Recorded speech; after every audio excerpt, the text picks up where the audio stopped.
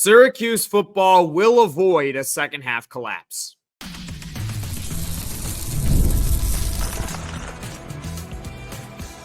You are Locked On Syracuse, your daily podcast on the Syracuse Orange, part of the Locked On Podcast Network, your team every day.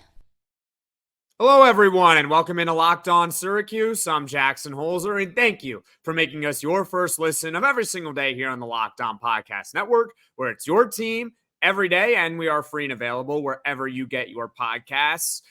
I know last week was a really tough one for Syracuse football, getting blown out at Pitt, a chance to assert ourselves as an ACC contender.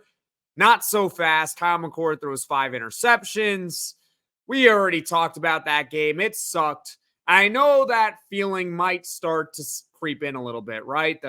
Here we go again. Is this going to be another second half collapse like we've seen the last 3 seasons? But I'm here to tell you that Syracuse football will finish strong in the 2024 regular season. We're going to talk about having a short-term memory, how this year's schedule is a lot more manageable than the years prior to this one, and one of the main reasons why there was a collapse the past 3 years. But we're going to start off talking about how there's more quarterback stability than the previous 3 seasons, so stick around for that. This episode is brought to you by FanDuel. You can start the season with a big return on FanDuel. New customers can place a $5 bet, and you'll get started with $150 in bonus bets if you win your first $5 bet. Visit FanDuel.com to get started.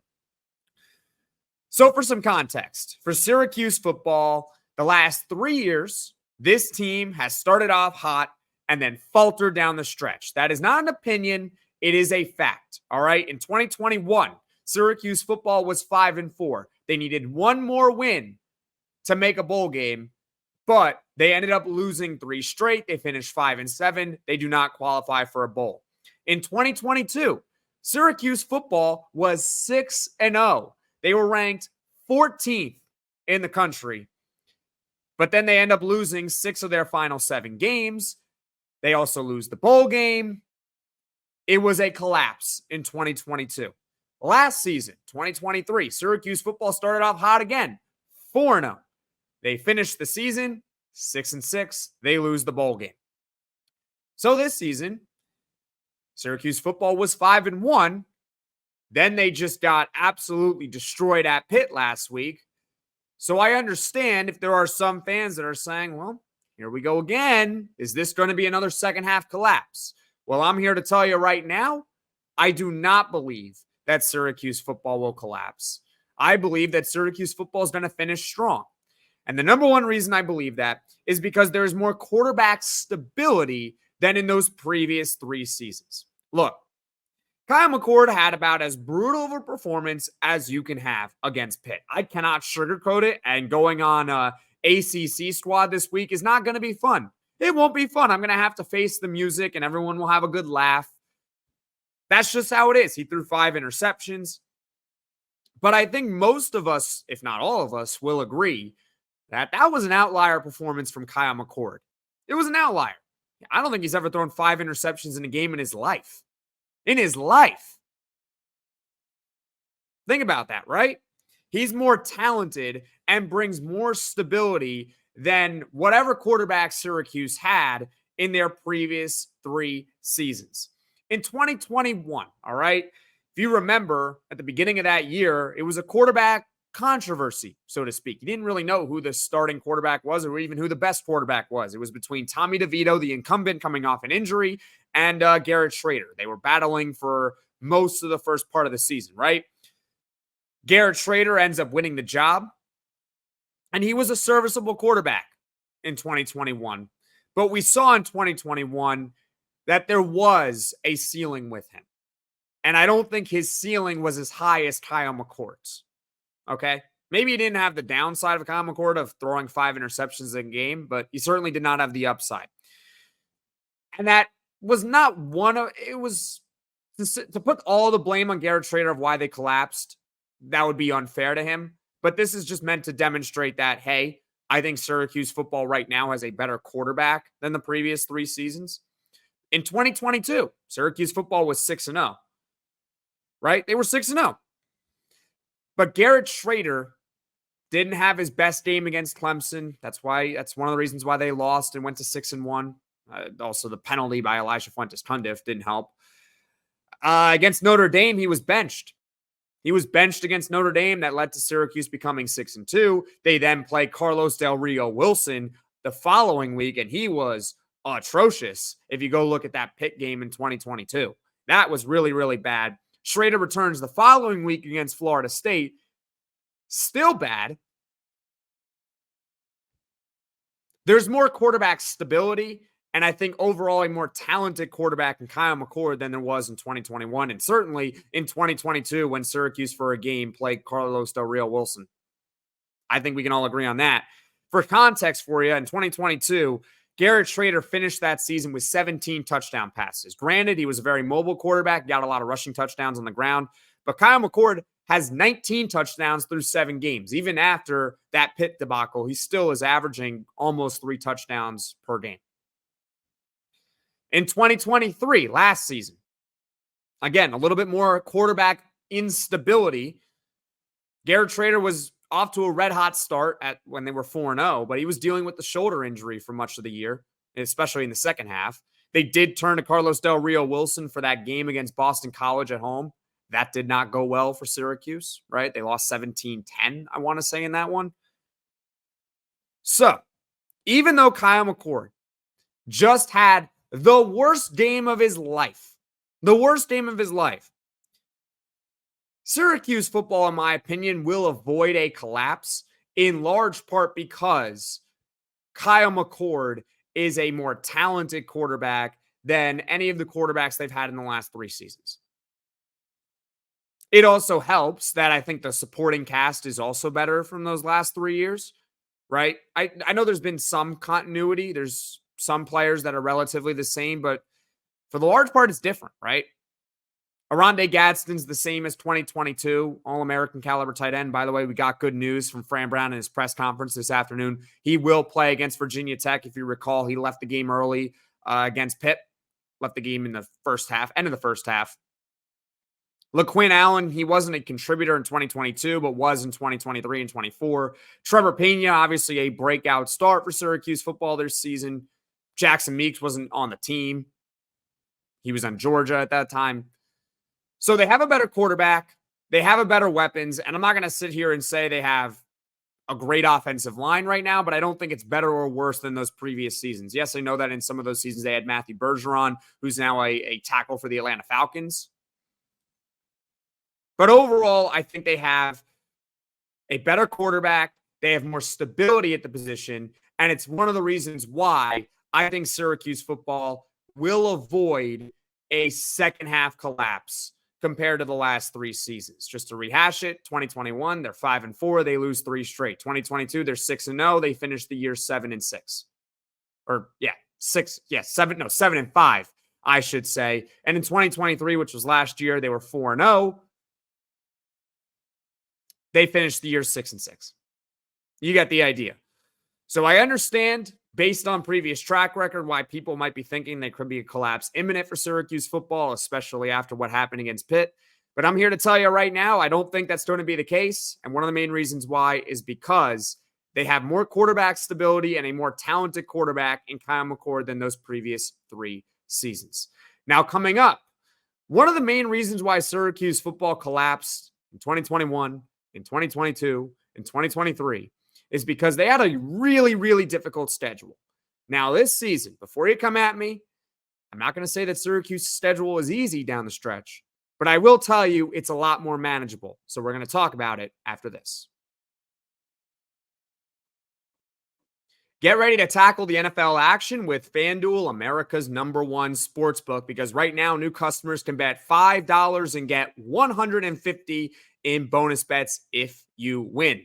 The FanDuel Sportsbook app gives you everything you need to place live bets on the NFL all in one place. So when you get a hunch in the middle of the game, you can check out the latest stats, view live play-by-play, and so much more on the same page where you place your bets.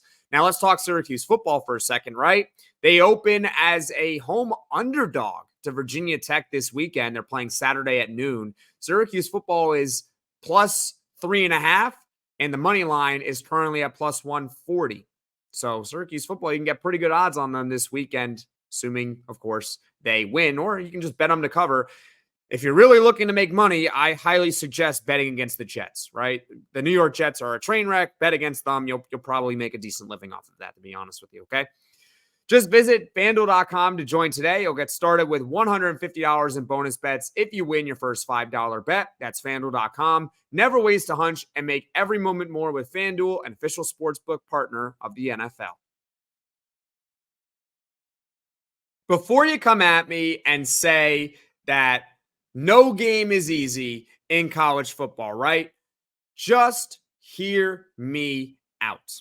I am not saying that Syracuse football has a quote-unquote easy schedule down the stretch. In fact, when I look at their schedule down the stretch, I would say there's one gimme win on the schedule, right? They should handle their business the second last game of the season at home against UConn, right? This is not UConn basketball. This is UConn football, all right? They should be able to beat UConn football the second last week of the regular season, all right? So I am not here to tell you that the schedule for Syracuse football down the stretch is easy. What I am here to tell you is that it is much more manageable compared to the previous 3 seasons. And it's one of the reasons why I believe Syracuse football will avoid some major collapse in the second half of this season, all right? They will avoid a major collapse. That is the theme of this episode. When we take a look at Syracuse's schedule down the stretch in 2024 this season, they have one ranked opponent left. That is Miami at home to close the year. 3 of the final games for Syracuse are at home. Let's now analyze the schedule from the previous 3 years. All right. Let's go to 2021. We're going to go in chronological order here. 2021, 2022, 2023, right? 2021, Syracuse football, 5-4. They need one more win to make a bowl game, right? First off, they had 2 road games in their final 3. At Louisville, which, okay, that one should not have been as bad as it was, but it was a blowout. And then they had to play NC State on the road, who was ranked, a ranked NC State team. Then, to close the season, Syracuse football played a ranked Pitt team at home, who, by the way, their quarterback would go in the first round of that year's NFL draft. Kenny Pickett, ring a bell?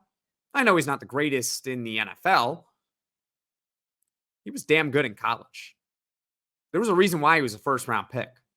And Syracuse football had to face him in their final game of the season to make a bowl game. It didn't end up turning out well. So they had a tough schedule to close that year. They were 5-4, but I remember looking at that time thinking if they don't beat Louisville on the road, they're probably not going to win the final 2, and that's exactly what happened, right? So they ended up going 5-7. 2022, Syracuse football was 6-0. Remember that, right? Their next 4 games after they were 6-0, you ready for this? At number 5, Clemson. Notre Dame at home. At Pitt, who finished that year 8-4. And number 25, Florida State at home. So Syracuse had 2 ranked teams in that 4-game span after they started 6-0. And all 4 of those teams ended the year ranked. So those were all top 25 teams in the country. So yeah, the 6-0 start was amazing. It felt great. That Purdue game, when I think it was the 3rd game of the season, was an absolute thriller. It was a thriller at home. Remember, they beat NC State to get to 6-0. That was a ranked team in NC State they beat at home, albeit with a backup quarterback. But still, you can't take that away from them. They beat them. It was amazing. Having said that, though, think about that 4-game stretch that they had to go through. Think about that 4-game stretch. At number 5, Clemson, who they almost beat. They almost beat Clemson at home that year, or on the road, I should say. Notre Dame at home. At Pitt, who ended up the year ranked. And home against Florida State, a ranked team at the time, and ended up being a top 10 team, I think, when the season ended. That is a brutal schedule after you start 6-0. Brutal. So I guess the silver lining of that season was I guess they could have done better than 7-5, but there was no way they were doing much, much better. Maybe 8-4 was maybe their ceiling that year, even with a 6-0 start. Last season, all right, Syracuse football was 4-0. We were all feeling pretty good about that. But their next 3 games, what were their next 3 games after that? Clemson at home. I know Clemson was struggling at the time. That's a team, though, that finished the year ranked. They were still pretty good. All right. They finished the year 8-4. That was a quote unquote down year for Clemson when they were 8-4. All right. At number 14, North Carolina, who just so happened to have one of the best quarterbacks in the country that year in Drake May. You may have heard of Drake May. He's on the New England Patriots right now. He got knocked out of the game with a concussion against the Jets. Should have been helmet to helmet, but that's neither here nor there. And I'm a Jets fan telling you that. He was pretty good in college. Drake May, number 3 overall pick. They had to face him. And at number 4, Florida State, the team that went undefeated, won the ACC, didn't get in a college football playoff, but that's a discussion for a separate, or that's a separate day discussion there. But when they started 4-0, that was a pretty brutal 3-game stretch right after that. Brutal. Absolutely brutal. 2 ranked opponents at the time. 2 of those opponents finished the year ranked. The one that didn't finish the year ranked was UNC, who again had Drake May. This season, for Syracuse football, their schedule is a lot more manageable compared to the past 3 collapses. It's a lot more manageable. I'm not saying they're going to run the tape. I'm not saying the schedule is easy for Syracuse football. I don't think it's easy. I'm just telling you there's 1 ranked opponent left. That's Miami. 3 of their final 5 games are at home. They got a gimme game in UConn. Sure, they got to travel to the West Coast, but I've seen teams win on the West Coast before. We'll see how Syracuse does with that. There are no more bye weeks if you're interested in that. There's no more bye weeks for Syracuse football. So overall, they have a lot more manageable of a schedule this season compared to the prior 3 years. And it's one of the reasons why I believe that Syracuse football will avoid some major second half collapse. Once again, the theme of this episode is why I believe Syracuse football will avoid a second half collapse after that debacle against Pitt last Thursday. Right? We talked about more quarterback stability for Syracuse football early on. We just went over how the schedule this year is a lot more manageable down the stretch compared to the previous 3 seasons. Now for this upcoming segment, let's talk about having a short-term memory for Syracuse football. Basketball season is here, whether it's the NBA or college, like Syracuse basketball, for instance. Going to a basketball game is always exciting, and the way I get tickets for games is by using Gametime. Gametime is a new feature called Gametime Picks that makes getting tickets for your favorite live events even easier. Gametime Picks filters out the fluff to show you only incredible deals on great seats, so you don't have to waste time searching through thousands of tickets. My favorite feature is the curated deals. Curation makes it easier to save more on sports, concerts, comedy, theater, etc. Take the guesswork out of buying whatever ticket you want with Gametime. Download the Gametime app, create an account, and use code LOCKEDONCollege for $20 off your first purchase. Terms apply. Again, create an account, redeem code LOCKEDONCollege, LOCKEDONCOLLEGE for $20 off. Download Gametime today. What time is it? Gametime. Syracuse football needs to have a short-term memory in order to avoid a second half collapse. What do I mean by that? This is not something that's necessarily X's and O's. I can't tell you like, hey, they should run this play instead of that play, or you should play this player over that player, or whatever. This is not an X's and O's. This is something that is intangible. Okay? You need to have a short-term memory. And hopefully with this new coaching staff, right? This is a brand new coaching staff. This is different than those prior 3 seasons. Prior 3 seasons, Dino Babers was the head coach of Syracuse football. Now, we got a brand new head coach in Fran Brown. We also have a brand new offensive coordinator in Jeff Nixon. And we have a brand new defensive coordinator in Elijah Robinson. Brand new coaching staff, all right? They need to preach having a short-term memory, all right? Forget the loss to Pitt. Just forget it, bury it in the trash, and move on. Fran Brown actually mentioned in the press conference today about still competing for the ACC title. Now, do I think that's possible? No. I guess it's mathematically possible, right? The math says that there is a mathematical chance it can happen, and you still have to operate with that mindset if you're an athlete. But for all intents and purposes, it's not going to happen, okay? They're not going to compete for the ACC title, but that doesn't matter. It doesn't matter to me because you still need to go out and have a successful regular season, right? We talked about it on a couple of days ago on the podcast, what a successful regular season can do, right? Help recruiting, right? As far as the players and coaches, putting more film on tape is always important, right? So you still have plenty to play for. I guess they are still mathematically alive. I wanted to mention that comment from Fran Brown, though. The loss to Pitt was terrible. You've got to flush it down the toilet. And I refuse to believe that that is really who Syracuse is. I refuse to believe that that is the game that defines Syracuse. I don't believe it. I think this team is better than what they showed last Thursday night. I'm not saying that Syracuse was going to be a contender or a true contender in the ACC. Had they won the game, I would say that. But they were not as bad as what happened on Thursday night. They got to have the we're on to Cincinnati approach. That's a shout out to Bill Belichick, who I hate, but as a Jets fan, I definitely respect him.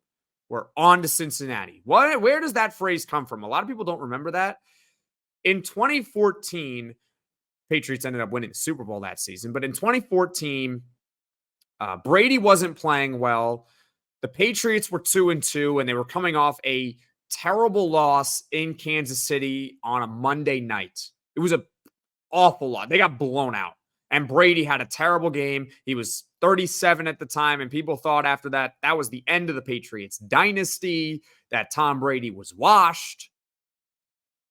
I'm not going to sit here and say that Syracuse football is like the New England Patriots dynasty, but you get the idea. After the game, Bill Belichick in the press conference said, we're on to Cincinnati. Every time he was asked something, he kept on saying, we're on to Cincinnati. We're on to Cincinnati. And then what happened? The Patriots played Cincinnati in another primetime game, and they spanked them. And they go 12-4 in that season. They ended up winning the Super Bowl. Again, not comparing Syracuse to the dynastic Patriots, but it's that lesson of having a short-term memory. And that's what this coaching staff needs to preach. Forget the Pitt game. Forget it. Move on. Bury it. I don't want to hear enough. No more, right? Because in 2023, 2022, and in 2021, one of the reasons why they collapsed, right? One of the reasons why they collapsed is they let it spiral. They let a bad game or a bad series of games spiral out of control. Last season, when they were 4-0, they lost 3 straight blowouts. We talked about those games, though, all against far superior competition.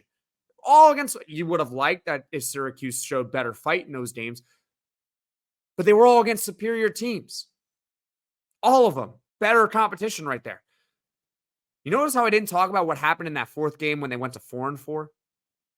I'll tell you what happened in that fourth game. They got blown out on the road against Virginia Tech. Blown out on the road against Virginia Tech was a good team. Nothing to take away from them. They're a good team again this year. They got embarrassed in that game.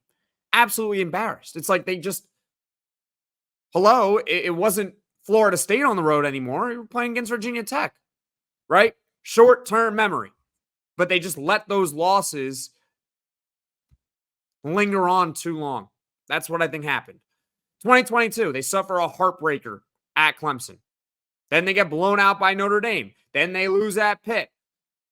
And the losses just kept piling up. They let it get to them. 2021, less so the case. It was only a 3-game losing streak, and it was one really bad game at Louisville, and then you got 2 teams that were just far better than them at that time. But you get the idea, hopefully, that, look, they didn't have a short-term memory. They didn't just bury the tape and move on. They let it linger. And that's one of the reasons why I think they collapsed, and hopefully the Syracuse coaching staff can preach short-term memory for this team. They've already shown it that they can bounce back. This team's already shown they can bounce back because they're 5-2 this season. That means they've lost at some point this year. Where did they lose? They lost in week 3 to Stanford. That game was terrible.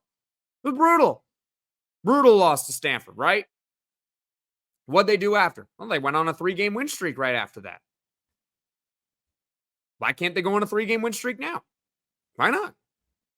So let's see if Syracuse football can have that short-term memory of a goldfish, if you will, and bounce back against Virginia Tech. Again, forget the Pitt game. It's over. It's done. You can't change the result. No more dwelling on it. Move on. Virginia Tech this Saturday at noon. All right? So why do I believe that Syracuse football is going to avoid a major second-half collapse compared to the prior 3 seasons? Number one, they got more quarterback stability and a more talented quarterback in Kyle McCord. Even though he's coming off his worst game, I still believe in him. Number two, the schedule is not easy for Syracuse football down the stretch, but it is much more manageable compared to the past 3 seasons. Number three, this coaching staff should preach short-term memory. Bury the Pitt loss and just move on. All right?